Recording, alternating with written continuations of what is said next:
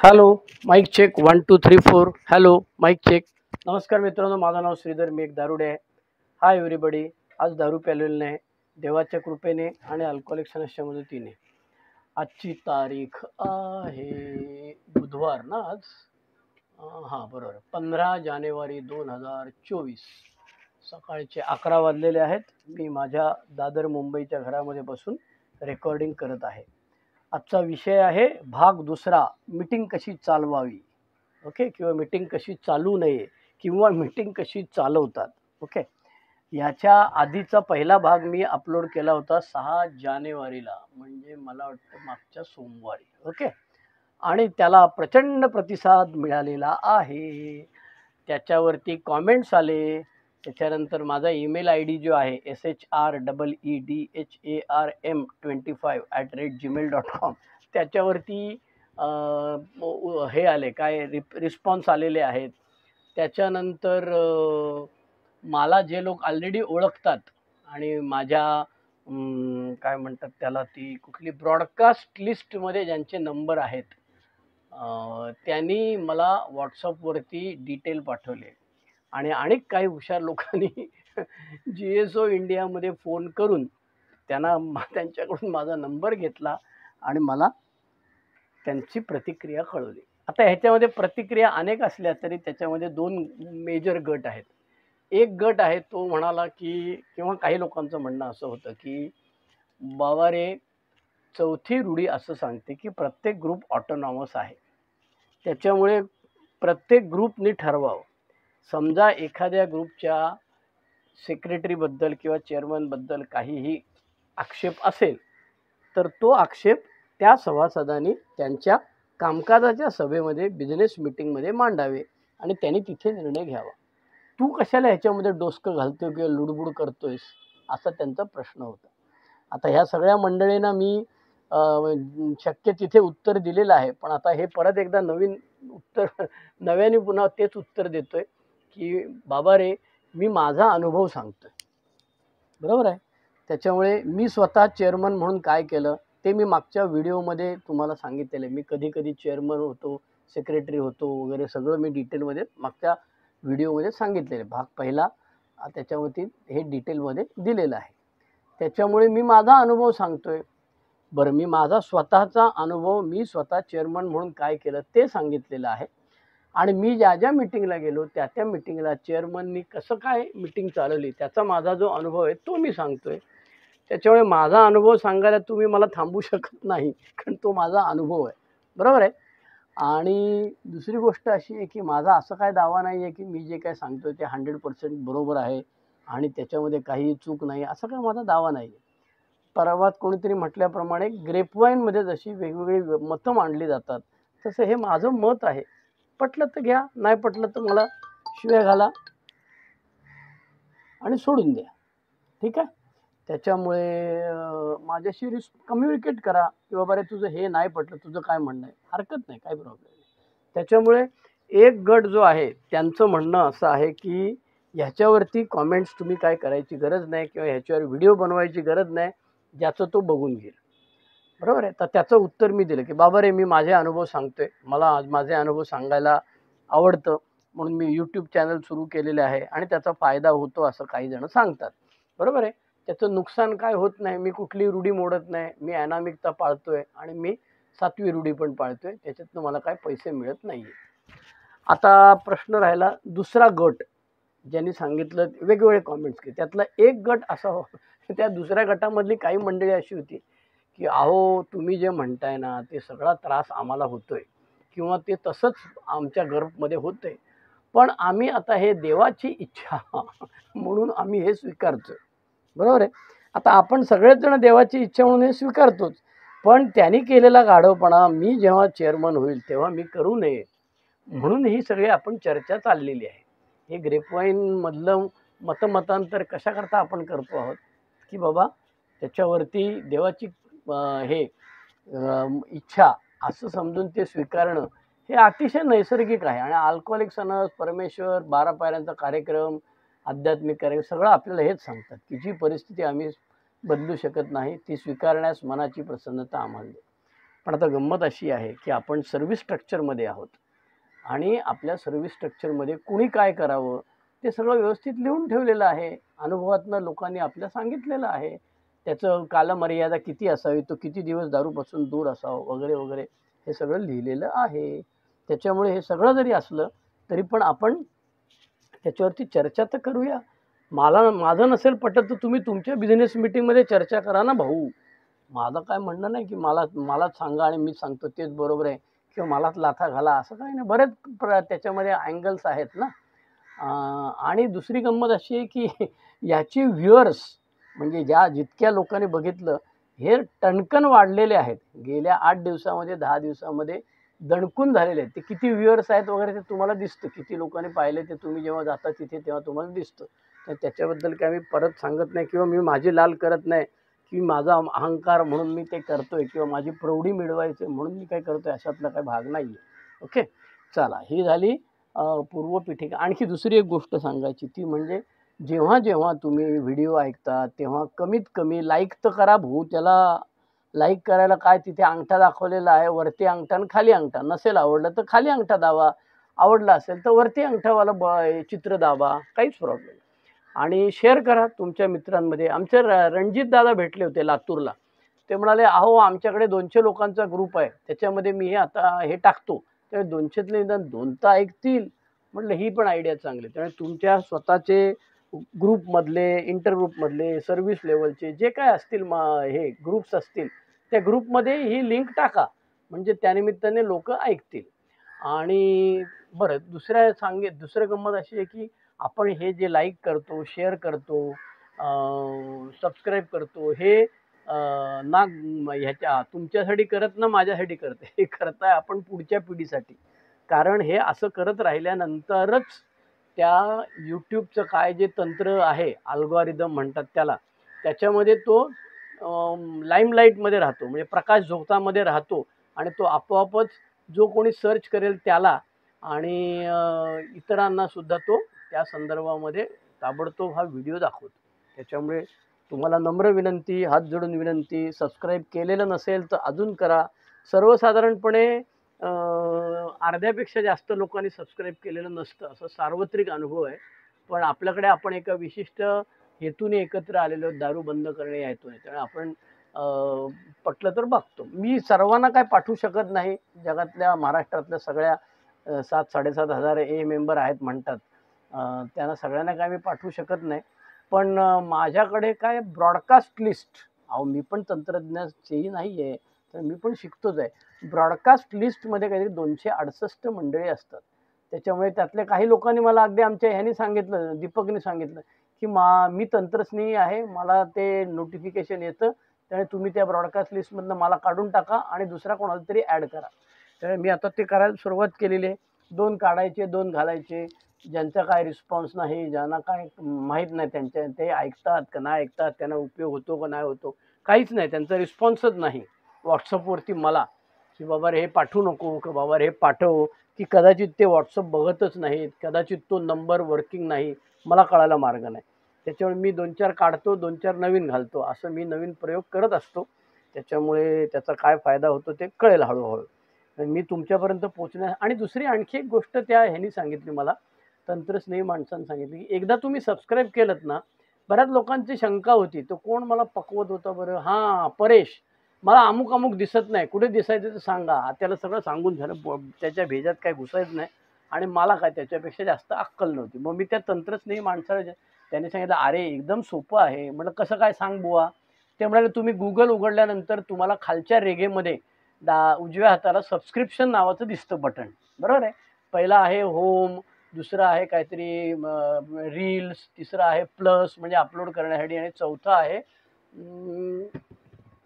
Subscriptions. त्यामुळे त्या सबस्क्रिप्शनला बोट लावलं तुम्ही की तुम्ही सबस्क्राईब केलेल्या चॅनलचे लोगो दिसतात तुम्हाला वरती.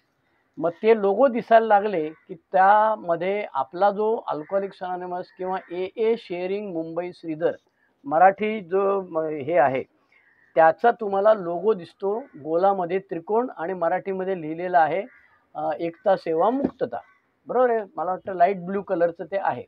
आणि दुसरं जे हिंदी चॅनल आहे ते तुम्ही नसेल केलं सबस्क्राईब तर ते पण करा.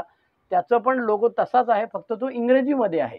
डार्क ब्लू कलरचा आहे, गोलामध्ये त्रिकोण आणि त्याला युनिटी सर्व्हिस रिकव्हरी असं दाखवतं. त्याच्यामुळे त्या एकदा सबस्क्रिप्शनच्या बटनाला तुम्ही बोट लावलंत आणि जे चॅनल तुम्हाला आता हवं आहे, मुंबई किंवा बंबई जे काय दोन्ही सबस्क्राईब करून ठेवा. हिंदी तिकडे अपलोड करतो, मराठी इकडे अपलोड करतो. आणि त्याला बोट लावलं की तुम्हाला उलटी गिनतीप्रमाणे म्हणजे 117 आधी आणि 1 सगळ्यात शेवटी असं तुम्ही अंगठ्याने वर वर गेलात की तुम्हाला खाली तो 1 पर्यंत नेतो. त्यामुळे पहिली दुसरी पायरी का तिसरी पायरी पहिला व्हिडिओ दाखवतो, अपलोड केलेला आहे तो पहिला दाखवतो. त्यामुळे 115 सगळे दिसतात. तुम्हाला जो हवा त्याचे थंबनेल दिसतात आणि त्याची गंमत म्हणजे ते थंबनेल जात नाहीत पटकन. यूट्यूबवरती गेलात तर ते थंबनेल पटकन जातात, त्यामुळे दिसत नाही काय लिहिलेलं आहे. इथे मात्र तुम्ही एकदा तुमचं यूट्यूब चॅनल उघडलं आणि सबस्क्रिप्शनला बोट लावलं आणि आपल्या ए शेअरिंग मुंबई श्रीधर किंवा ए शेअरिंग बंबई श्रीधर म्हणजे हिंदी चॅनल, त्याचा जो लोगो दिसतो त्याला बोट लावलं तर त्या लोगोमध्ये हिंदीमध्ये काहीतरी 20-25 आहेत आणि मराठीमध्ये 115 आहेत. त्या सगळ्या तुम्हाला दिसतील. चला आता वळूया आपल्या मुख्य विषयाकडे. मीटिंग कशी चालवावी, मीटिंग कशी चालवतात, मीटिंग कशी चालू नये.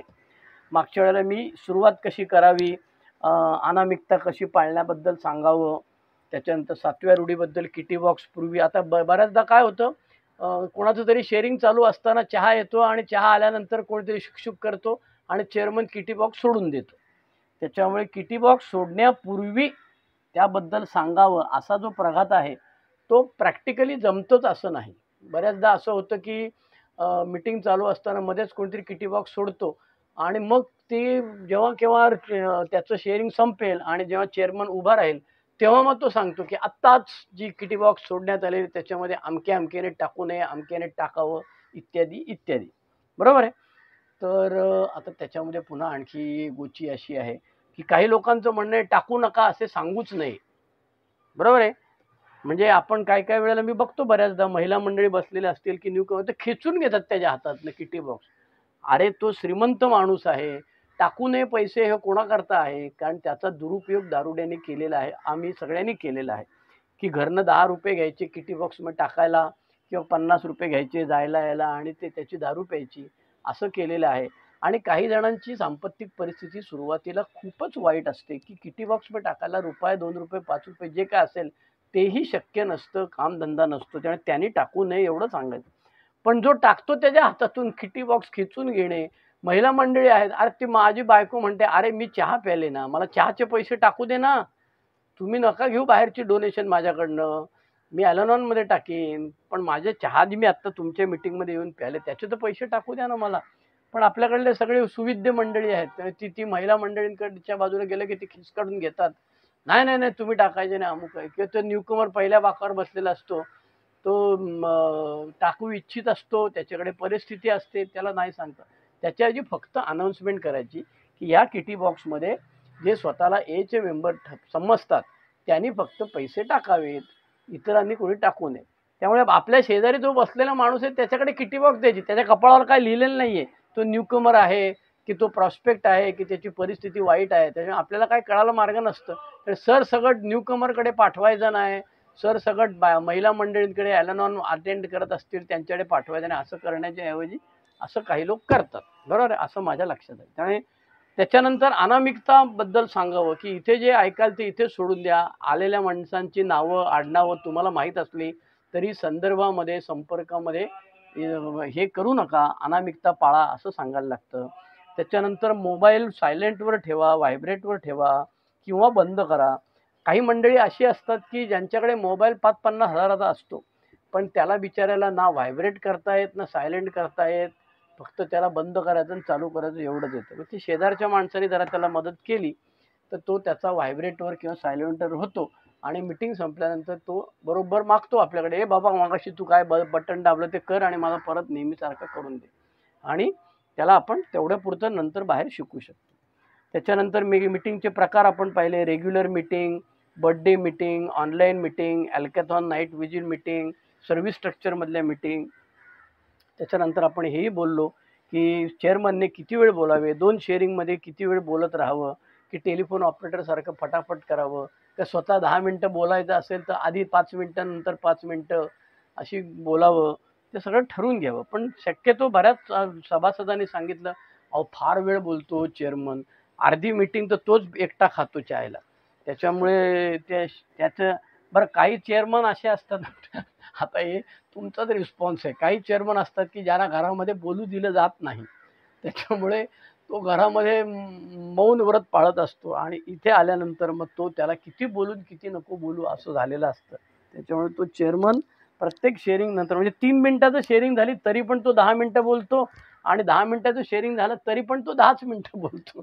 त्याच्यामुळे 2 शेअरिंगमध्ये 10 मिनिटं बोलणे हा माझा अधिकार आहे. त्याच्यावर तुम्ही माझं काय वाकडं करू शकत नाही, असंच त्याचं म्हणणं असतं. तर ते आपण फार काय करू शकत नाही. बिझनेस मीटिंगमध्ये त्याला समज देऊ शकतो किंवा दुसरं बदलू शकतो आपण बिझनेस मीटिंगमध्ये. हा काय बरोबर नाही, ज्याला मीटिंग काय चालवते एकटाच बडबड करतो. तर ते ज्याचं त्यांनी ज्याच्या त्याच्या ग्रुपच्या बिझनेस मीटिंगमध्ये ते ठरवावं. त्याला सरसकट असा नियम नाही. कुठल्याही ठिकाणी मीटिंग कशी चालवावी यावरती फारसं लिटरेचर उपलब्ध नाही. त्याच्यामुळे हे जे काय चाललंय ते सगळं सांगी-वांगी किंवा ज्यांनी अनुभवलेलं आहे त्याने सांगितलं.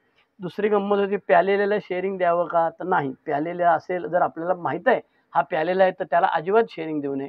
आणि चुकून-माचून आपण त्याला शेअरिंग दिलं आणि नंतर लक्षात आलं आपल्या की तो प्यालेला आहे, तर त्याला थांबवावं आणि विचारावं, "भाऊ तू टाकलेली आहेस का रे?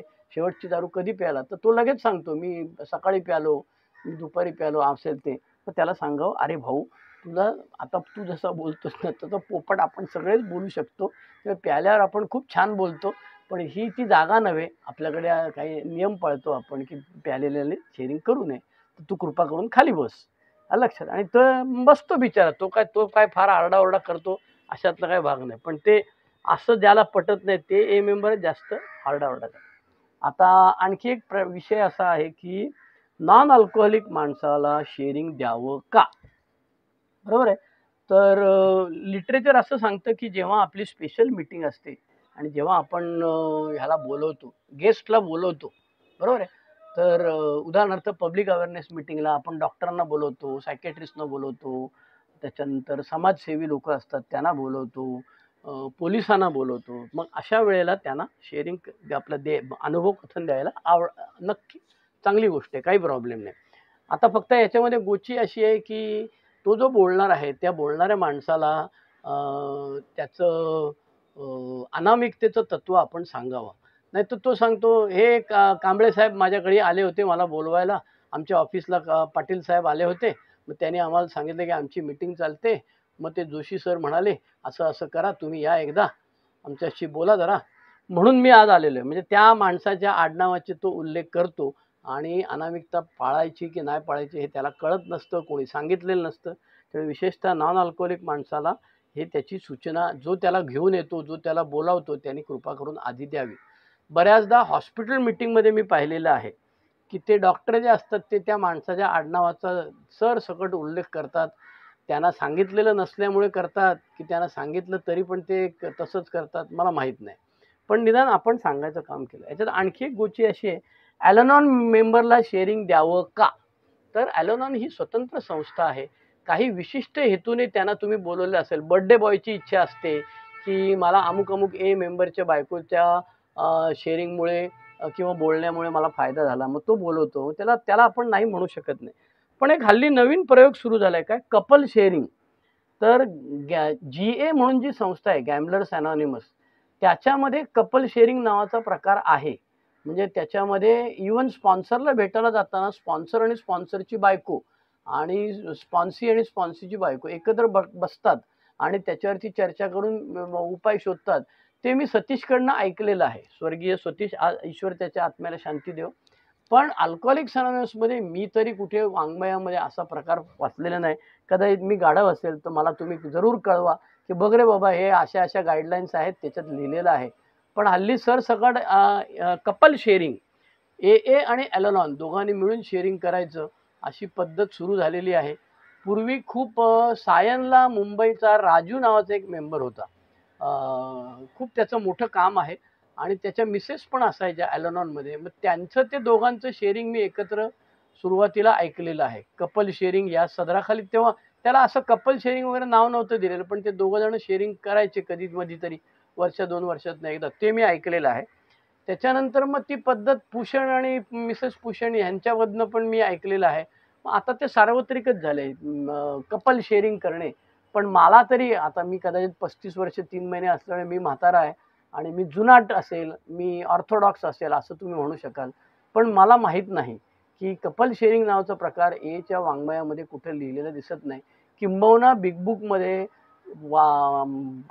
महिलांना उद्देशून, स्त्रियांना उद्देशून हे जे प्रकरण लिहिलंय ते सुद्धा अट्टहासाने बिल्लीत लिहिलेलं आहे एकट्याने. तो म्हणाला माझ्या भाषेतच होऊ दे म्हणून त्याने ते लिहिलेलं आहे. तरी पण ज्याने त्याने हा निर्णय घ्यावा. म्हणजे आणखी एक त्याच्यामध्ये प्रकार असा आहे, की GA, आणि निका हे 3 प्रॉमिनंट आहेत. त्याच्या व्यतिरिक्त अनेक अनॉनिमस आहेत. Over eaters anonymous, over sex anonymous वगैरे. पण प्रायमा फेशी सकृतदर्शनी अल्कोहोलिकला मेजर प्रॉब्लेम असलेले किंवा आणखी स्टेपनी प्रॉब्लेम असलेले एक असतो नार्कोटिक्स अनॉनिमस, दुसरा असतो गॅम्बलर्स अनॉनिमस आणि तिसरा असतो स्मोकर्स अनॉनिमस किंवा त्याला हल्ली निकोटिनस अनॉनिमस. ह्या लोकांना शेअरिंग करायला द्यावं का? आता हे जरा गौड बंगाल आहे बरं का.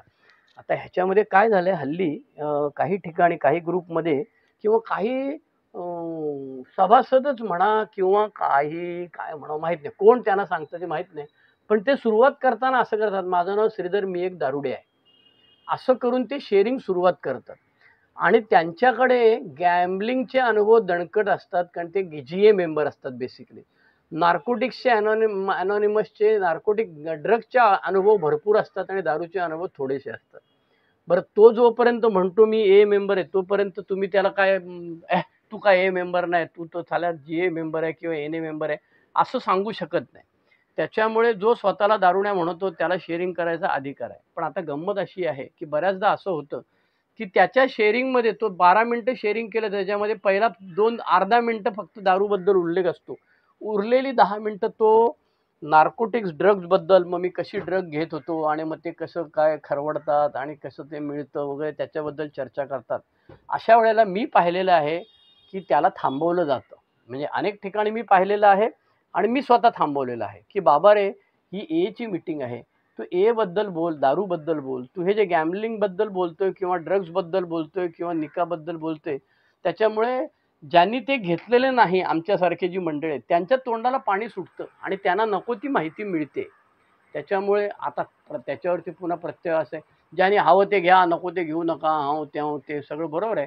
पण आपण एकाच ध्येयाने, primary purpose is to stay sober and help others to achieve sobriety, एवढंच बिल डब्ल्यू म्हणतो. त्यामुळे असं असताना जो नार्कोटिक्स, गॅम्बलर, निका किंवा आणखी कुठल्या अनॉनिमस संस्थेबद्दल खूप जोरात अनुभव सांगतो, त्याला थांबवायला काहीही हरकत नाही, असं मी पाहिलेलं आहे आणि मी पण केलेलं आहे. त्याच्यामुळे नॉन अल्कोहोलिकला शेअरिंग द्यावं की नाही याच्याबद्दल हे झालं. आणि अरे, आमचे सुभाष भिवंडी ग्रुपचे सुभाष के फाउंडर मेंबर होते. माझे वडील स्वतः एकदा कल्याणला त्यांच्या मित्राबरोबर एका मास्टर बोलला घेऊन, नॉन अल्कोहोलिक मास्टरला घेऊन, आपलं पोरगं काय करतो बघूया म्हणून त्यांनी अण्णांनी सांगितलं असेल बहुतेक त्यांना, ते आले होते. मला माहीतच नव्हतं, मला नंतर कळलं, कारण मला घरी काही त्यांनी सांगितलं नव्हतं मी येणार आहे वगैरे. आणि ते आले आणि मग ते 2-3 शेअरिंग झाल्यावर त्यांना काय एकदम सुरसुरी आली. त्यांनी हात वर करून सुभाषला काहीतरी चिठ्ठी पाठवली, की सांगितलं मला बोलायचं म्हणून. आणि ते आले बोलायला. 11ला सुरू झालेली मीटिंग, बर्थडे मीटिंग होती, काहीतरी 12:30ला संपायला पाहिजे होती. नाही, 10:30 ते 12 असायची मीटिंग कल्याणची, रविवारी कल्याणची मीटिंग 10:30 ते 12. आणि 10:30 ते 11:30 वगैरे काहीतरी झाले असतील, तेव्हा त्यांनी शेअरिंग करायला सुभाषनी माझ्या वडिलांना बोलवलं. माझे वडील हेडमास्तर आणि मास्तर 40 वर्ष त्यांनी मास्तरकी केली. त्याच्यामुळे ते पट्टीचे बोलणारे होते. त्याच्यामुळे ते 50 मिनिटं बोलले आणि त्या मीटिंगची सगळी झळ झाली. आणि आमचे मुकुंदराव, मी लहान होतो अर्थात, जेमतेम 4 महिने सोबत होते. मुकुंदरावांनी आमच्या सुभाष दादांची अशी चंपी केली, तुला अक्कल नाही, नॉन अल्कोहोलिक माणसाला आपण शेअरिंग. नाही नाही, ते माझे सर आहेत. ते म्हणाले, अरे तुझे सर असतील तर ते घरी घेऊन बस ना त्यांना डोक्यावर, तू काय त्यांचा आदरातिथ्य आदर करायचं ते कर ना. तिथे आमच्या वेळेचा अपव्यय झाला ना रे भाऊ, असं काय करतो बरं. तू त्यांना थांबवत पण नाही, ते 50 मिनिटं बोलतात, त्यांना बोलू दिलंस तू, त्यांना 10 मिनिटांनी थांबवायला. असे अनेक प्रकार आहेत त्याच्यामध्ये. नॉन अल्कोहोलिकला शेअरिंग द्यावं की नाही. याबद्दल. बरं आपण बऱ्याच लोकांना बोलवतो बरं का, नॉन अल्कोहोलिक लोकांना बोलवतो. खास कारणास्तव बऱ्याच लोकांनी मदत केली. आता आपले जळगावचे महाजन साहेब आहेत, डी-बी महाजन म्हणून आहेत, बरोबर आहे. त्यांना आपण नेहमी ते असतात, उपस्थित असतात. एकदा फक्त मी त्यांना 4थ्या पायरीच्या कार्यशाळेला त्यांना हात जोडून विनंती केली, की दादा हे ना फक्त आम्ही अल्कोहोलिकसाठी होती. दिस इज क्लोज मीटिंग. ते म्हणाले, "हे प्रकार आम्हाला कधी कोणी सांगितलेच नाहीत तुमच्या लोकांपैकी कोणी, की क्लोज मीटिंग नावाचा प्रकार असतो, की त्याच्यामध्ये अल्कोहोलिकनीच बसावं असं. तर आम्ही करतो, आम्हाला माहीत असतं तर आम्ही आलो नसतो. Please sorry." म्हणून ते 4थ्या पायरीच्या वर्कशॉपमधनं निघून गेलेले आहेत. चला पुढचा विषय आहे, स्लीप झालेल्या माणसाला शेअरिंग देऊया की नको? आता ह्याच्यात पुन्हा मतमतांतर आहेत बरं का. काही लोकांचं म्हणणं आहे, की "अरे तो त्याचे अनुभव सांगतोय ना भाऊ, तर तो काय आर्टिफिशियल काल्पनिक आणि कृत्रिम अनुभव सांगतोय का?" नाही. तो त्याचे अनुभव सांगतोय. मी अशा-अशा कारणामुळे किंवा मला काय कळलं नाही काय झालं ते आणि मी असं-असं स्लीप झालो. तर काही लोकांचं म्हणणं असतं, की ज्या दिवशी न्यूकमर आलेला असेल, विशेषतः न्यूकमर असतील, त्या दिवशी स्लीप झालेल्या माणसाला शेअरिंग देऊ नये. आता हे काय मला फार पटत नाहीये, पण असं करतात बुवा, काही लोकं करतात, की तो जो स्लीप झालेला असतो त्याला शेअरिंग देत नाही. अर्थात स्लीप झालेल्या माणसाला सगळेच जण व्यवस्थित शेअरिंग करतात असं नाही. बरेच जे स्लीप झालेले असतात ते इन 1932 तो पहिल्या दिवशी कधीतरी आलेला असतो, किती वर्षापूर्वी. ते तिथूनच तो सुरुवात करतो. तो स्लीपबद्दल सांगतो, नाही सांगतो, ओझरतं सांगतो, काय सांगता येत नाही आणि त्याचा आव सगळा एकंदरीत असा असतो, की तो तेव्हापासूनच सोबर आहे. त्याच्यामुळे स्लीपवाले काय संत महात्मे असतात आणि ते जाम भारी शेअरिंग करतात आणि त्यांच्या शेअरिंगने लगेच परिणाम होतो असं काय नाहीये. पण न्यू कमरवरती वाईट परिणाम होतो म्हणून स्लीपवाल्याला शेअरिंग देऊ नये. हे कितपत बरोबर आहे मला माहीत नाही. तुम्ही सांगा, तुम्ही तुमच्या ग्रुपमध्ये काय करता बघा आणि विचारा तुमच्या ओल्ड टाइमरना त्याच्यावरती चर्चा करा आणि तुम्ही तुमचं मत ठरवा आणि त्याप्रमाणे तुमच्या बिझनेस मीटिंगमध्ये किंवा तुम्ही चेअरमन जेव्हा व्हाल तेव्हा ते करा. त्याच्यानंतर दुसरा प्रश्न आहे, ओपन मीटिंग कधी ठेवावी? ओपन मीटिंग म्हणजे मीटिंगमध्ये जनरली चेअरमन सुभाष आहे, आकाश आहे, प्रकाश आहे, निलेश आहे, संतोष आहे, असं नाव घेऊन बोलवत असतो. पण काही वेळा एखाद्या सभासदाला बोलायची खूप इच्छा असते. पण ती आता आपल्याला काही कळत नाही ना. त्याला पर्याय म्हणजे त्यांनी सांगावं, चिठ्ठी द्यावी किंवा त्यांनी कानात येऊन सांगावे, "मला 5 मिनिटं दे जरा शेअरिंग म्हणून." बरं 5 मिनिटं दिल्यावर 5 मिनिटातच आवरावं बरं का त्यांनी. नाहीतर ते 20 मिनिटं 25 मिनिटं घेतली की सगळ्या मीटिंगच्या चेअरमनने प्लॅनिंग केलं असतं त्याची वाट लागते. पण आता प्रश्न असा आहे की ज्या कोणाला बर्निंग डिझायर आहे, बर्निंग डिझायर याचा अर्थ शेअरिंग करायची खूप इच्छा आहे. आजच त्याच्या आयुष्यात काहीतरी घटना घडली किंवा आत्ता तो एखाद्या विशिष्ट परिस्थितीतून जातोय आणि त्याला असं वाटतं की त्यांनी शेअर केल्यानंतर बरं वाटेल त्याला, तर त्याला शेअरिंग. पण जनरली काय केलं जातं माहिती आहे का? मीटिंग सुरू झाली म्हणजे नवीन माणूस आहे, तो फॅमिली मेंबर बरोबर आलेला आहे, एखादा अॅलनॉन मेंबर आहे, एखादा नॉन अल्कोहोलिक आलेला आहे, एखादा स्टुडंट आलेला आहे, काय मीटिंग चालते बघण्याकरता. कारण हल्ली ते प्रोजेक्ट असतात. BMS वाल्यांना प्रोजेक्ट असतात. तर ते प्रोजेक्ट करता ती मंडळी पोरं येऊन बसतात आणि ते ऐकत असतात काय चाललेलं आहे ते वगैरे. काही पत्रकार असतील. तर हे मीटिंग सुरू झाल्यावर लगेच आत्ता कोणाला बर्निंग डिझायर असेल, बरं तो बर्निंग डिझायरवाला तो बर्निंग डिझायरबद्दल बोलतो, की असं-असं माझ्या आयुष्यात झालं आणि ते ढॅव, ढॅव, ढॅव, ढॅव काय करू? त्याच्यामुळे सर्वसाधारणपणे चेअरमननी मीटिंग सुरू केल्यावर लगेच ती बर्निंग डिझायरवाल्यांसाठी ओपन करून ठेवू नये. त्याच्याऐवजी पहिलं शेअरिंग जे आहे, ते व्यवस्थित शेअरिंग करणाऱ्या माणसाला द्यावं. म्हणजे जो वेळेत आवरेल, जो अल्कोहोलिक सणाबद्दल बोलेल, जो स्वतःच्या अनुभवाबद्दल बोलेल, जो भान ठेवून बोलेल, अशा माणसाला पहिलं शेअरिंग द्यावं असं बऱ्याच लोकांचं मत आहे. माझंही तसं मत आहे, की कोण कसा आहे, का कधी आलाय, कशाकरता आलाय आपल्याला माहीत नाही. त्याच्यामुळे पहिल्या शेअरिंगमध्ये अल्कोहोलिक्स अनोनिमस काय आहे, त्याच्यानंतर मी काय आहे, मी कसं काय शेअरिंग करतो, या संदर्भामध्ये व्यवस्थित शेअरिंग करेल असं एक 5-10 मिनिटं जी काही मीटिंगची वेळ असेल प्रत्येकाला परमिटेड त्याप्रमाणे करावं आणि उठल्या शेअरिंग मीटिंग सुरू झाल्या लगेच आत्ता कोणाला बर्निंग डिझायर असेल तर त्यांनी यावं असं करू नये. त्याला नंतर द्यावं ना. एखाद शेअरिंग झाल्यानंतर मग बर्निंग डिझायर किंवा माणसंच कमी आहेत, मग ते बर्निंग डिझायर अच्छा किती वेळ बोलायला द्यावं? बरोबर आहे.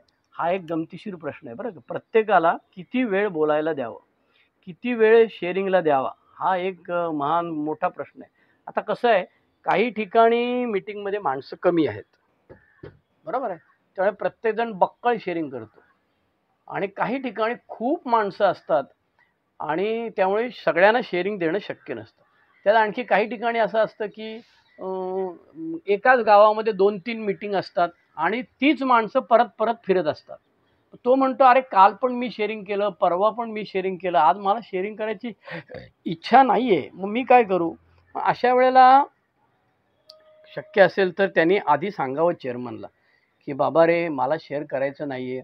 माझा घसा बसला हे कारण असू शकतं बरं का. आणि दुसरं म्हणजे माझी मनस्थिती ठीक नाही. आत्ताच माझं काहीतरी बिनसलेलं आहे.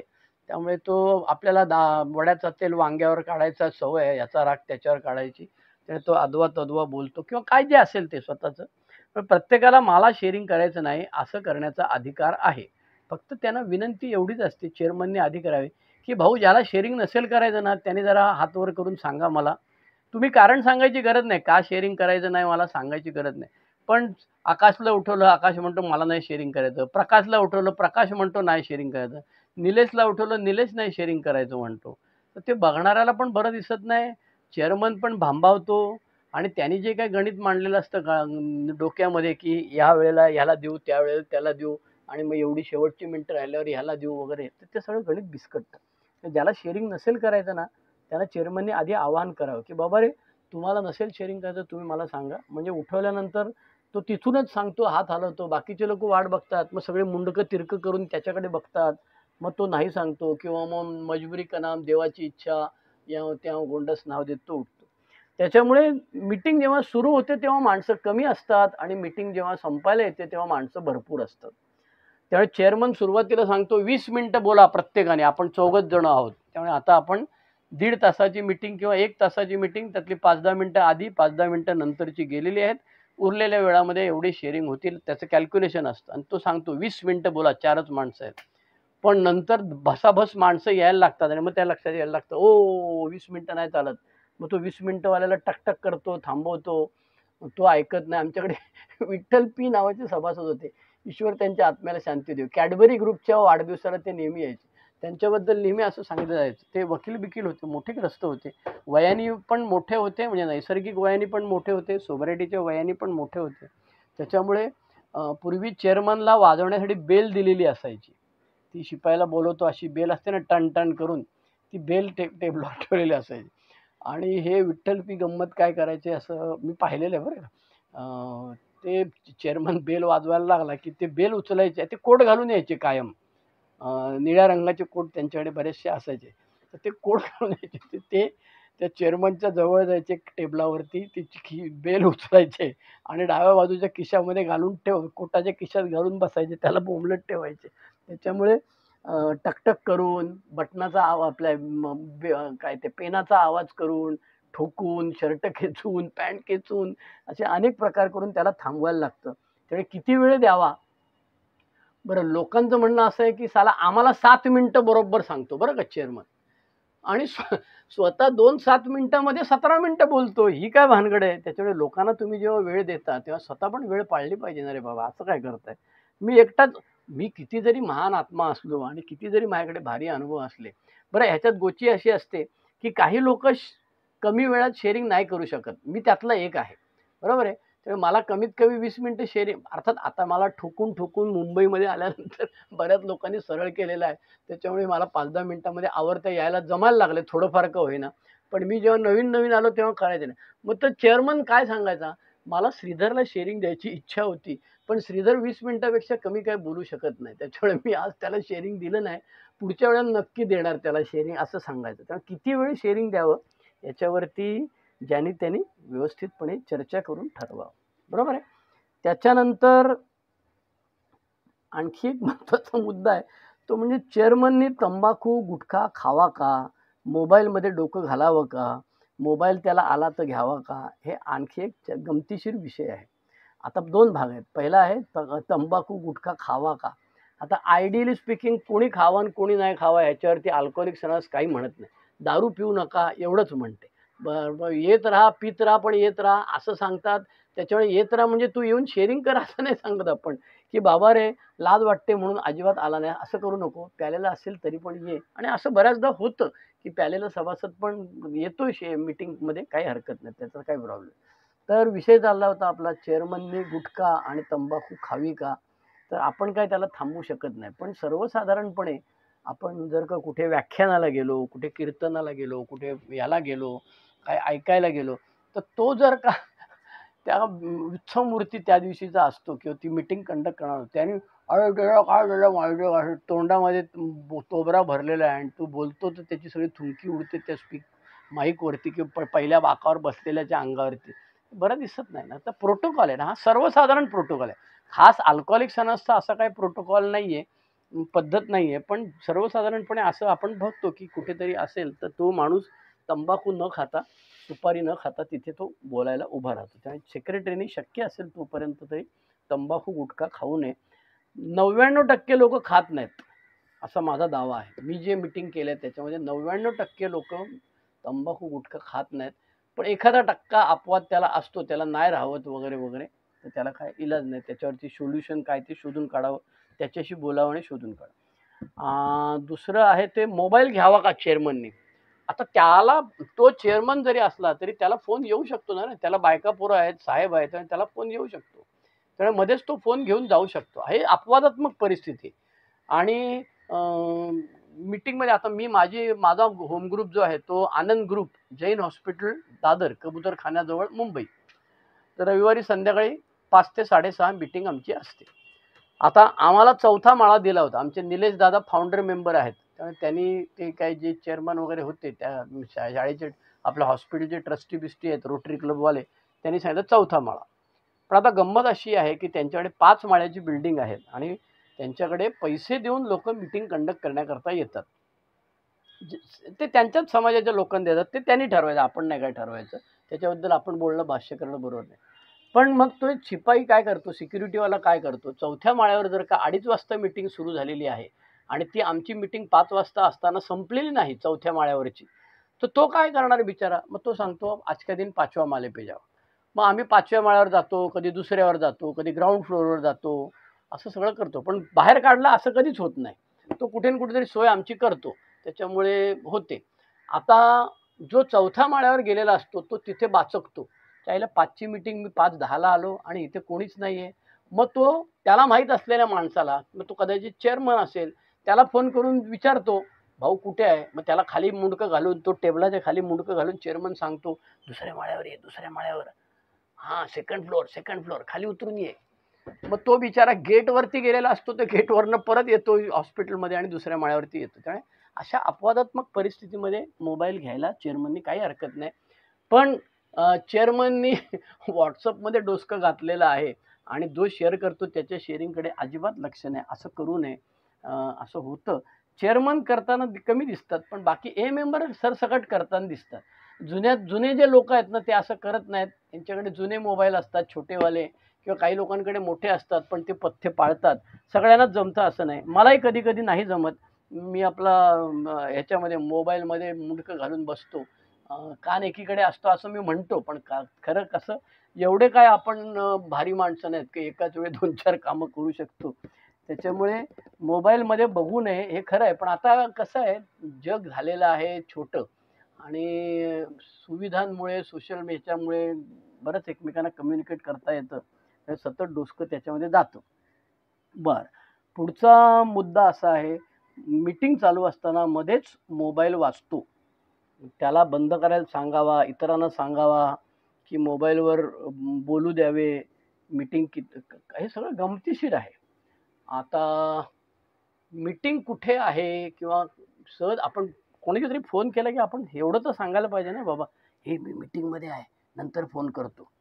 तर तो लगेच मेंबर असेल किंवा कोण घरचे असतील तर ते ठेवतात ना फोन, मीटिंगमध्ये आहे म्हटलं. तर तेवढं सांगण्याकरता फोन घ्यावा का? हो, घ्यायला हरकत नाही. पण मी बघितलेले माझ्या शेजारी बसलेल्या व्यवसाय करणारी माणसं, दुधाचा व्यवसाय करणारी माणसं आणि ते संध्याकाळी कलेक्शन करणारी माणसं, सभासद, तो मोठ्याने सांगतो, "हां, तर 3 लिटर तुझे बाकी आहे. 220 रुपये बाकी आहेत. ₹20 दिले, 200 बाकी आहे." असं मोठ्या-मोठ्याने भर मीटिंगमध्ये बोलणारी माणसं आहेत. आता त्यांचं तोंड कसं काय बंद करावं बुवा, ते चेअरमननी काय आकांडतांड करून काय होत नाही.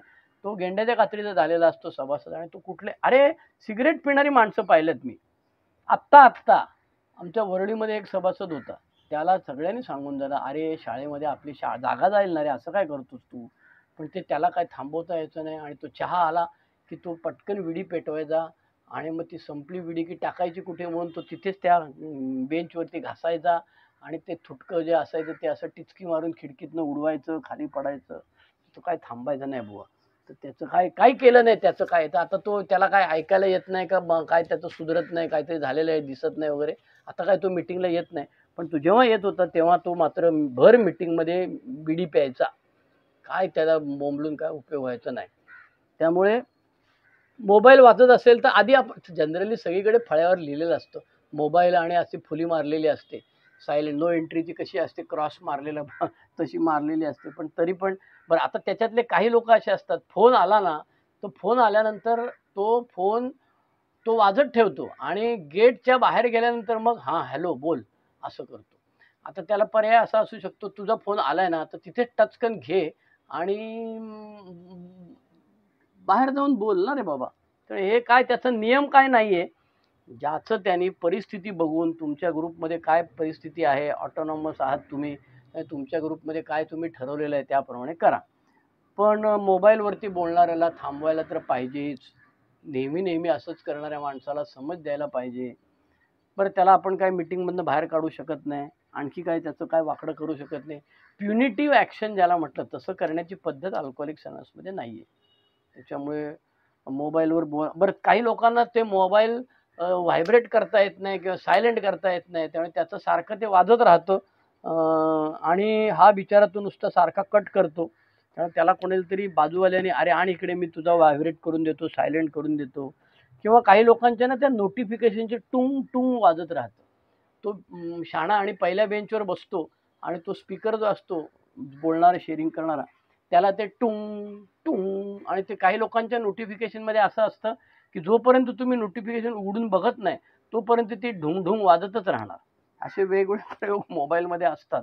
त्याच्यामुळे काय करावं आणि काय करू. अरे बापरे 42 मिनिटं झाले. मला वाटलं दुसऱ्या भागात संपेल काय, तसं संपताना दिसत नाही. आता मला इथं थांबायला लागणार. मग याचं चायला अजून किती मुद्दे आहेत. हे आधीचे माझ्याकडे मुद्दे होते आणि आता नंतर लोकांनी आणखी काय काय त्याच्यात ॲड केलेले. अजून एक भाग करावा लागेल. त्याच्यामुळे आज तारीख 15 जानेवारी 2025 बुधवार सकाळचे 11:15 झालेले आहेत. 45 मिनिटाचं शेअरिंग होत आलेलं आहे. तर मला थांबलं पाहिजे. आजचा विषय आहे मीटिंग कशी चालवतात, मीटिंग कशी चालवावी, मीटिंग कशी चालू नये, मी कशी मीटिंग चालवतो. त्याच्यामुळे मी जे ऐकलं, बघितलं, पाहिलं, मला भावलं, नाही भावलं, पटलं नाही, ते सगळं मी याच्यामध्ये सांगायचा प्रयत्न करतो. ज्याला पटेल त्यांनी घ्या, नाही पटेल त्यांनी सोडून द्या. शिव्या घाला, लाथा घाला, उलटसुलट कॉमेंट करा, उलटा अंगठा टाका. माझ्याशी कम्युनिकेट करा म्हणजे तुम्हाला तुमचं काय म्हणणं आहे ते मला कळेल आणि त्याप्रमाणे मला हे करा. आता एक आमचे हे आहेत काय विजयदादा नवप्रकाश ठाण्याचे मेंबर पूर्वीचे म्हणजे त्यांचा मदर ग्रुप नवप्रकाश ठाणे. आता मला वाटतं ते बदलापूरला गेलेले आहेत. प्रसन्नता समूहाचे सभासद. त्यांनी सांगितलं अहो अध्यात्मावरती शेअरिंग करा. लय बाबा एवढा बोजड विषय मला नाही झेपणार. नाही असं नाही चालणार. झेपणार नाही असं करून नाही. तुम्ही अभ्यास करा आणि तुमची काय स्पॉन्सर बिन्सरशी बोलता तुम्ही म्हणताय तसं बोला. जुन्या लोकांशी बोला आणि आम्हाला त्या विषयावर शेअर करा द्या. म्हटलं ठीक आहे चालेल.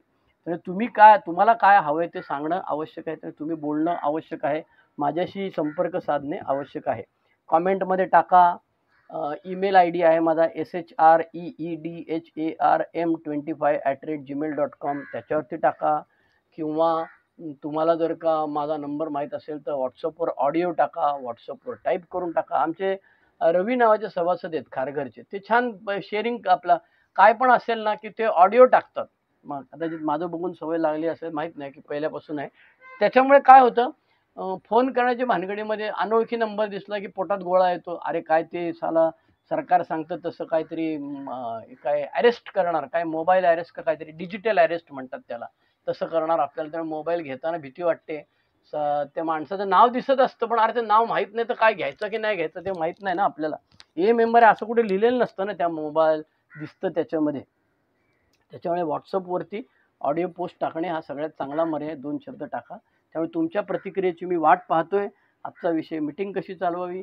आजची तारीख 15 जानेवारी.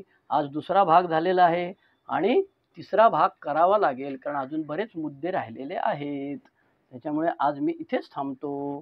तुम्ही सगळ्यांनी मला सहकार्य केल्याबद्दल आभारी आहे. पुन्हा एकदा विनंती, शेअर करा, सबस्क्राईब करा, कॉमेंट करा. त्याच्यानंतर तो अंगठा लावा, अंगठ्याच्या चिन्हाला बोट लावा आणि इतर सभासदांपर्यंत हे जाऊ दे. कारण असं इतरत्र कुठे आहे की नाही उपलब्ध मला माहीत नाही. हे आणि ह्या चॅनलवरती मी मेलेल्या लोकांचे ऑडिओ टाकली आणि काही ज्या सभासदांनी मला परवानगी दिली, म्हणजे मला एकाने विचारलं, अमक्या अमक्याचं शेअरिंग माझ्याकडे आहे, तुला पाठवू का? म्हटलं त्याची परवानगी घे. नाही ते धंदे मी नाही करणार, ते धंदे तू कर म्हणतो. म्हटलं मी काय विचारतो बघतो त्याला. पण कसं आहे जनरली असं कोणाला माहीत नाही, साईत नाही आणि त्याला विचारणं बरं दिसत नाही. त्यामुळे मी कधीतरी कोणीतरी परवानगी दिली, मी विचारलं आणि परवानगी दिली तर त्याचं अपलोड करतो. बाकी नाही तर मी एकटाच नाचत गाजतो या यूट्यूब चॅनलवरती. मला जेवढं जमेल तेवढं मी करतो. ठीक आहे. चला प्रार्थना म्हणूया. सगळ्यांनी एकत्र प्रार्थना म्हणा. मराठीत एकत्र. देवा, ज्या परिस्थितीला आम्ही बदलू शकत नाही ती स्वीकारण्यास मनाची प्रसन्नता आम्हाला दे. जी परिस्थिती आम्ही बदलू शकतो ती बदलण्याचे धैर्य आम्हाला लाभू दे आणि अशा परिस्थितीला भेद जाणण्याचे ज्ञान आम्हाला दे. येत राहा, ऐकत राहा, चॅनल बघत राहा, नोटिफिकेशन चालू ठेवा, बेल बटनाला बोट लावा, म्हणजे तुम्हाला नोटिफिकेशन मिळत राहील. धन्यवाद. ओव्हर.